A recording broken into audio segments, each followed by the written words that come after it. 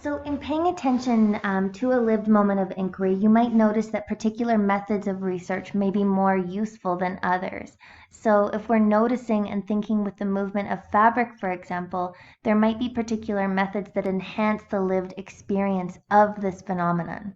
So, the way that light moves with fabric, particular fabrics.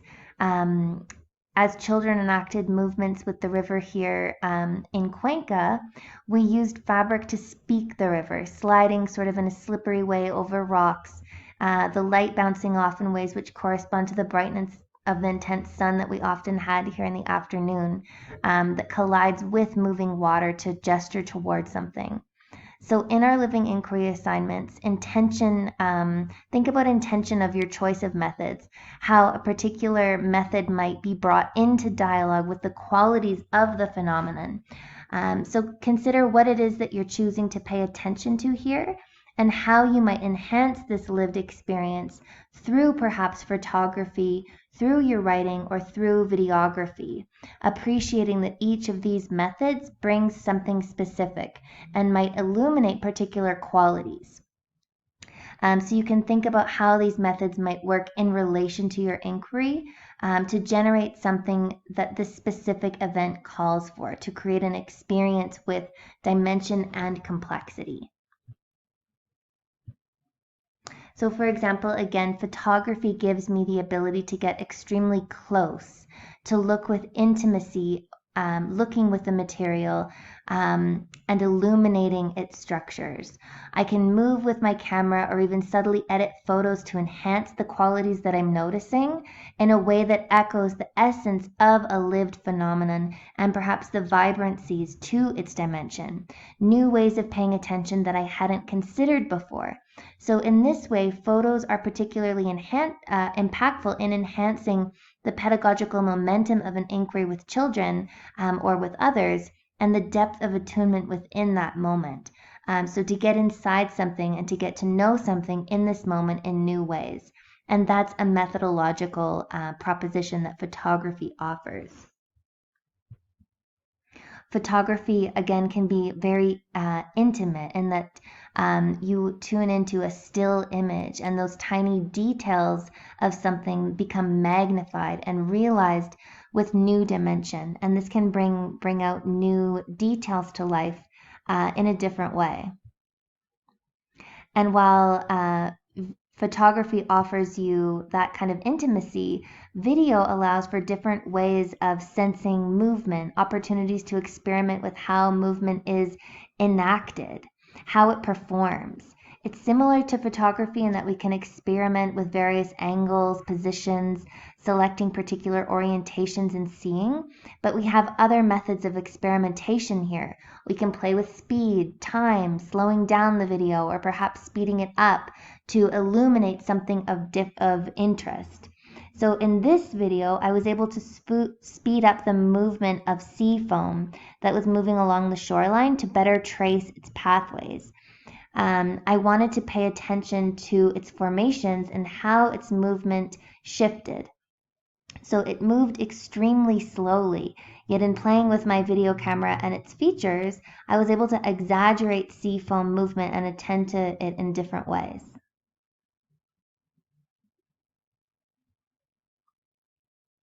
So in this week's article, Sylvia Kine and Adrienne Argent write that we're using video not as if we were looking back on something that already happened, rather in ways that brought moments to life again in the viewing experience so that the viewer could enter the experience, feeling the movements, the sounds, and the tempo of the repetitions. So in this way, we're thinking of video not as a representation of what happened, but as a method which actively composes and composes with an active thinking in doing and in making. So juxtaposing clips of their videography and gathering them in ways which provoked attention to reinvent and gather new meaning, Sylvia and Adrienne also projected the video poem from this article on the wall to enliven the inquiry and bring the children into a lived quality of research as enacted, as embodied and haptic. So nourishing an animate quality of something, as McClure writes, and adding to the liveliness of it. So in this way, videography is very much a part of the construction of knowledge, not merely a representation of what was already there before. So by this, I mean that literally meaning is made in the doing, in the making, and our methods are creating our realities. So something happens in the process of taking a photo, of creating a video, of editing, of responding, of trying to illuminate something.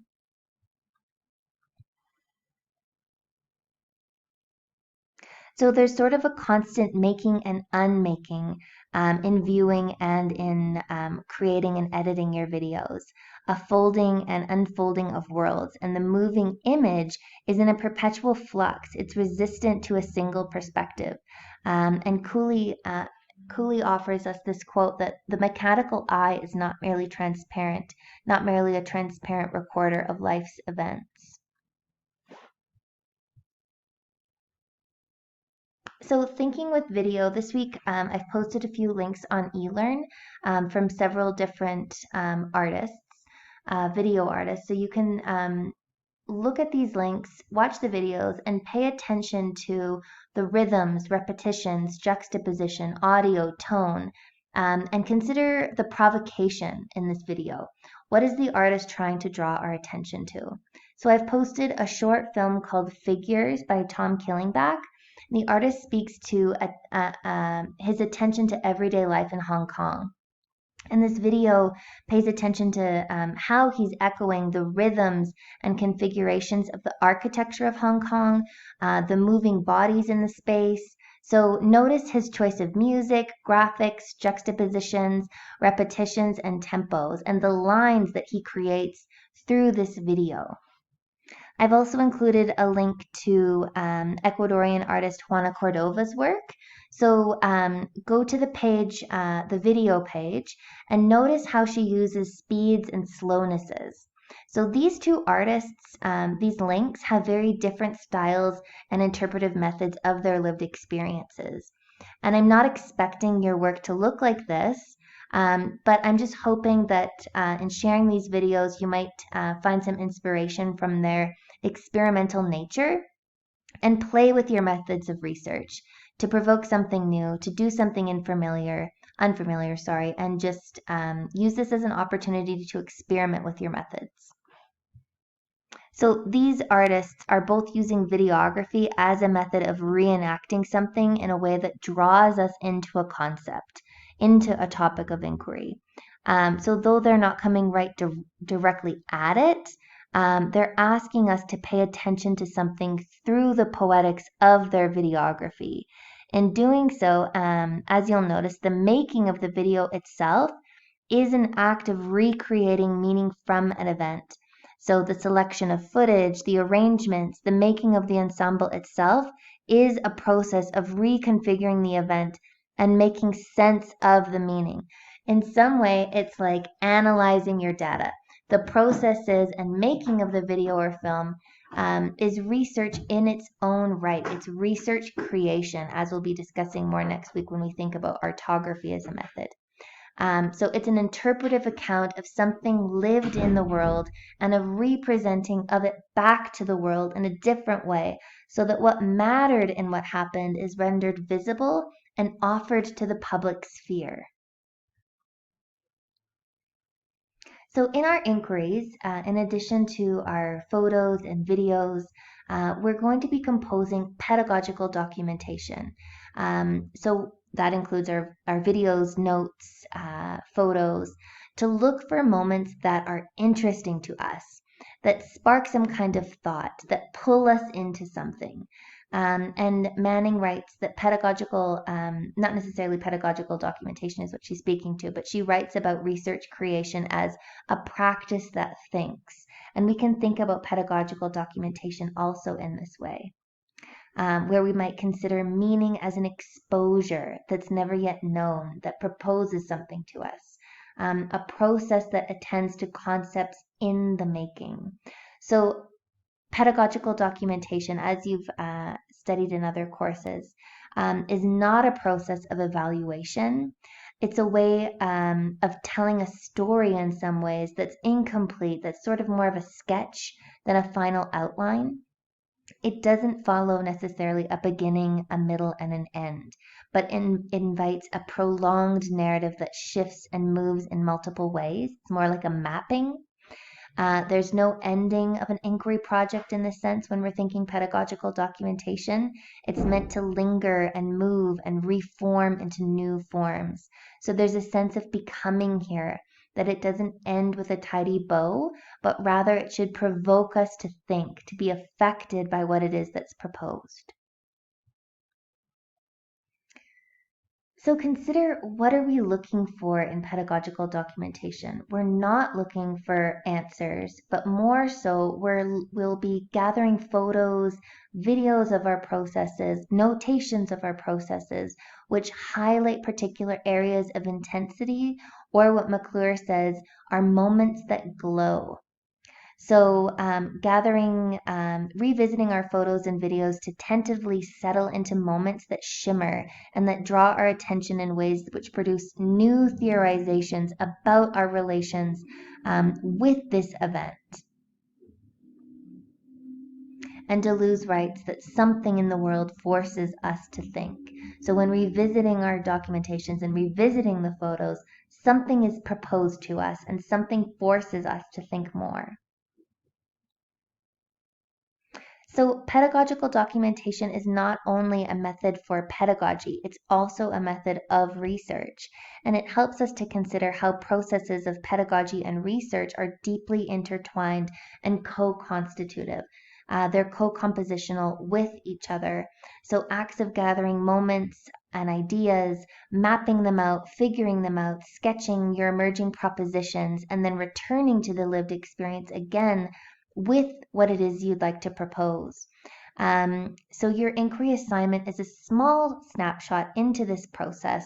You're not sustaining this inquiry over a long period of time as you have done in other courses, particularly your curriculum courses in 373, but rather you're learning to orient yourself into a research event with a pedagogical intention, with a concept, with a phenomenological disposition to better attend to how this concept is actually lived. So we aren't conceptualizing just for the sake of it. We aren't theorizing meaning out of nowhere. Our thinking is grounded in the experience that is actually happening. And as educators, we're making decisions in every moment about what it is that we're attending to here. Where is our camera looking? How are we listening, and what is worth attending to, and perhaps what isn't? So again, research is not necessarily reporting on practice. It's not saying what happened in pedagogy and now we're researching it and bringing it back to pedagogy.